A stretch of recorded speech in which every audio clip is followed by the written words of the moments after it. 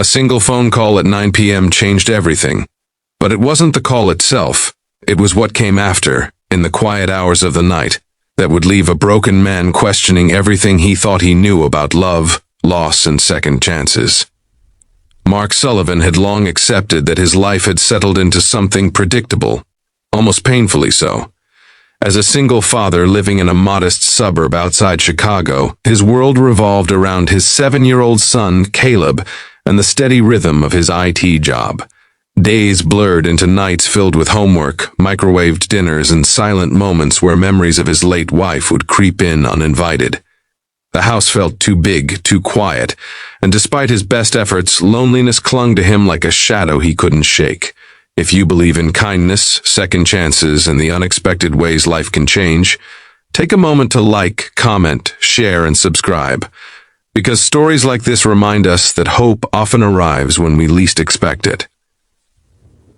It was a Thursday night when his phone rang. The number was unfamiliar, but something nudged him to answer. On the other end was a composed yet slightly strained voice. Victoria Hayes, the CEO of a rapidly growing tech company downtown.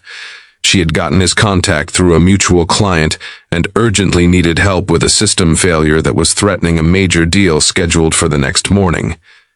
Mark hesitated only briefly before agreeing. Extra work meant extra money, and extra money meant a better future for Caleb. Within the hour, he had set up his laptop at the kitchen table, guiding Victoria through diagnostics remotely. Her voice carried authority, but there was something else beneath it.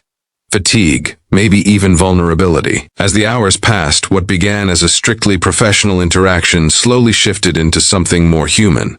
Between technical instructions, small fragments of their lives slipped into conversation.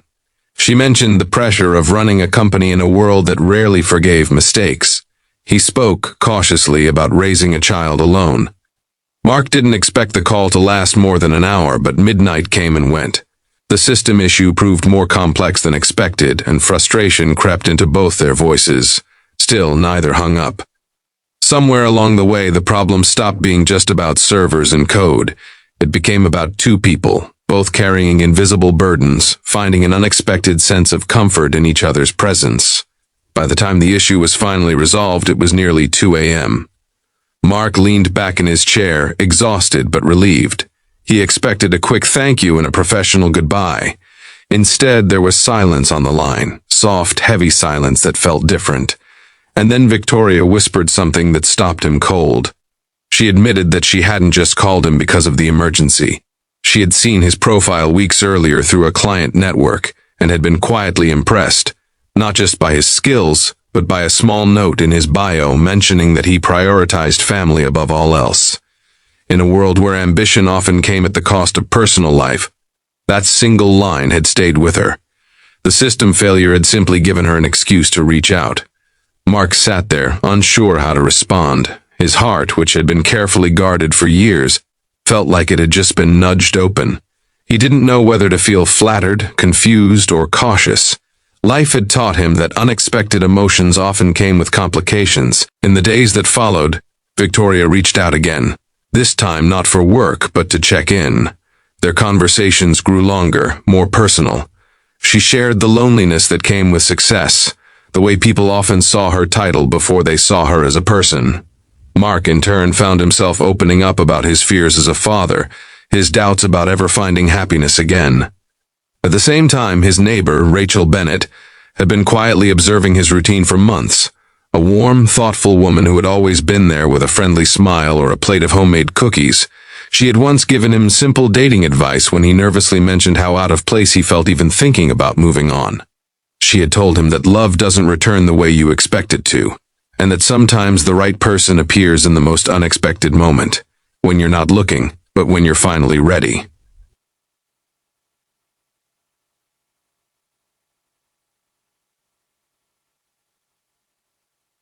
Wasn't simple.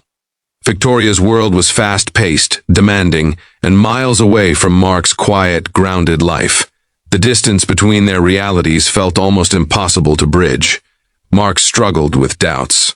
Was he stepping into something too big, too complicated? Could someone like him truly fit into her world? One evening, after a particularly long day, he sat on his porch watching Caleb play in the yard. Rachel joined him, sensing his unease. Without revealing too much, he shared his confusion. She listened patiently and then reminded him of something simple yet powerful. Happiness doesn't come from matching someone's world perfectly, it comes from finding someone willing to meet you halfway. That night, Mark made a decision. He called Victoria, not as a technician, not as someone solving a problem, but as a man willing to take a risk. He told her about his fears, his responsibilities, and the life he couldn't abandon. To his surprise, she didn't pull away. Instead, she admitted that she was tired of a life that looked perfect on the outside but felt empty on the inside.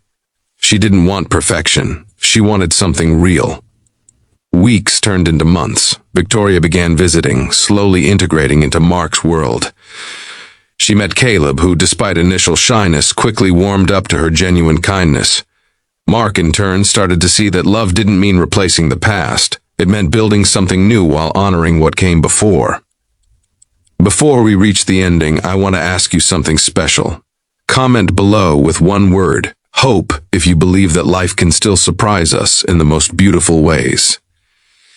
In time, Mark realized that the call at 9 p.m. hadn't just been about fixing a system, it had been about fixing something deeper within both of them. It had been about two lives, seemingly worlds apart, finding a connection that neither had expected but both desperately needed. If this story touched your heart, take a moment to like, comment, and share it with someone who might need a reminder that second chances are real, and sometimes they arrive in the quietest, most unexpected ways. Because sometimes all it takes is one call and one whisper to change a life forever.